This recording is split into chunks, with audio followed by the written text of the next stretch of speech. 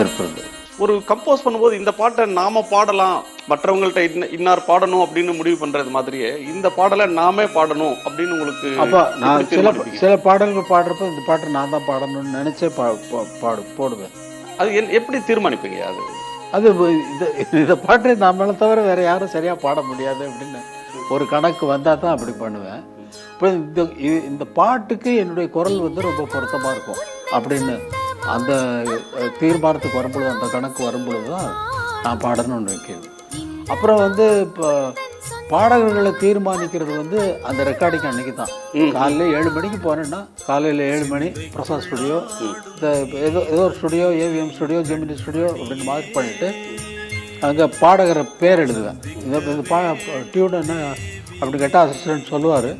சொன்னா ஓ இது டூவேட்டு, அப்போ எஸ்பிபி ஜானகி அப்படின்னு பேர் எழுதுகிற நேரத்தில் தான் பாடகர்களே தீர்மானம் ஆவாங்க. இல்லைன்னா வந்து ஜேசு, இல்லைன்னா ஜெயச்சந்திரன்.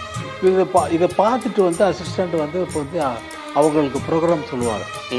சொன்ன உடனே எஸ்பிபி எழுதியிருக்கு, இப்போ எஸ்பிபி ஃப்ரீயா இல்லை, அவர் வேறு ரெக்கார்டிங் இருக்காங்க அப்படின்னா ஜெயசுதாஸ் சொல்லுவேன். ஜெயசுதாஸும் ஃப்ரீயா இல்லை. அப்புறம் ஜெயச்சந்திரன் சொல்லுங்கள், ஜெயச்சந்திரனும் ஃப்ரீயா இல்லை. மலேசியா வந்து அவரும் ஃப்ரீயா இல்லை. சரி நானே பாடுறேன் போ சொல்லிட்டு அப்படி பாடின பாடலாம் நிறையா இருக்குது. ஏதாவது ஒரு பாட்டு சொல்லுங்களேன். இல்லை ஞாபகம் 1 2 அது நிறைய பாடு. வேல்விழி போடும் தூண்டிலே நான் விழலானேன் தோளிலே, நூலிடை தேயும் நோயிலே நான் வரம் கேட்கும் கோயிலே, அன்னமே